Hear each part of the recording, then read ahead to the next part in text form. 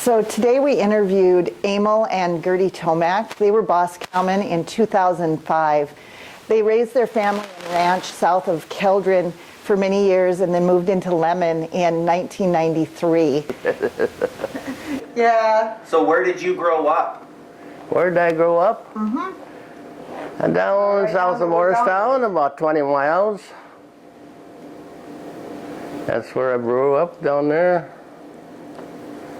North of the river, about 3 miles. Okay. Did your folks settle here, or where did your folks come from? They homesteaded down there. Okay. That's where I grew up till I was about 15 or something like that. And then you bought your place? And I stayed there. Then I stayed there for a while. Well, the rest of them flew away. And yeah. So what about, like, when did you get your place that you were on?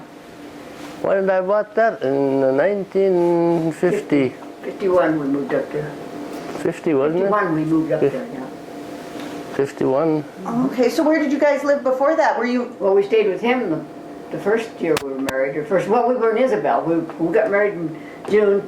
In January that year, we moved to Isabel for a year and rented a place. Oh, okay. And then we moved back up to his place and was with them until, well, a year later, I guess.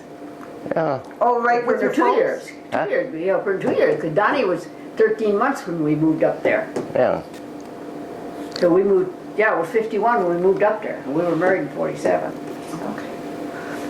Yeah. Where are you in the family? Are you toward the middle? How many brothers and sisters did you guys have? Well, I had 5 brothers. Wow. And 1 sister. Okay. One lost 1 sister. Oh, how old was she? Yeah. She was just real small, 2 or 3 years old. If I was going to start off in the ranching business, what advice would you have for me? I would stay home more. Yeah. You know, you don't spend any money home. Yeah. You know, that's the problem with today's. Yeah, that's true. Years you ago, know, they never went. everybody wants. Didn't go. They People stayed go home. to. Got to have a new car or you know, or something like that. You know, and you know, when you're every one of them, you know, costs money, and it costs money to drive them and to own them, or you know, and keep them going. You know, and you're doing a lot of. Make some coffee. You're doing a lot of.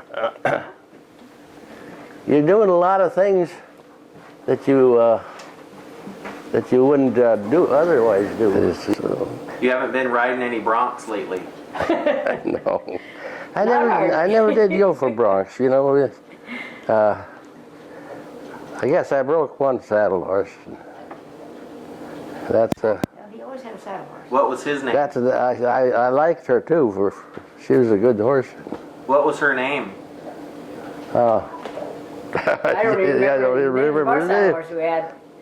I don't know if she really had a We name. always had a saddle horse. But she was a good old horse. And you'd get out and go, and I'd leave her. When I herd sheep.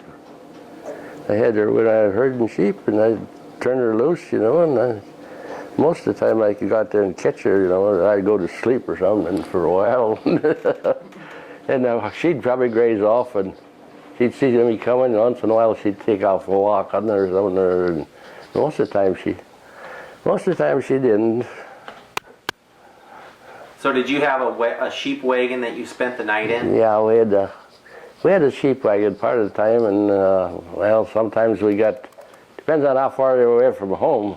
We had a little whoopie, we called it a whoopie, a 2-wheeled, you know, little where you could sleep in it. That's what we got it for. We made it for to make you go to sleep. Do you remember? What was your guys' reaction when they called and said that you got chosen as boss cowman? I know we lived here in town at the time when he called and asked if he would be, and he wasn't here at the time, and so I said, I'll have him call you back. So I can't even remember who called that day when you had boss cowman. I can't remember who called me that day. Then you called back and told him that he would. Yeah, that's an honor. I don't know.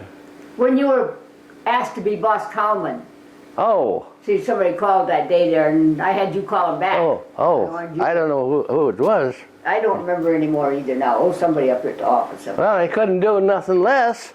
I thought I don't remember it'd be something that probably never happened anymore, or like that, anything like that. But I really enjoyed it.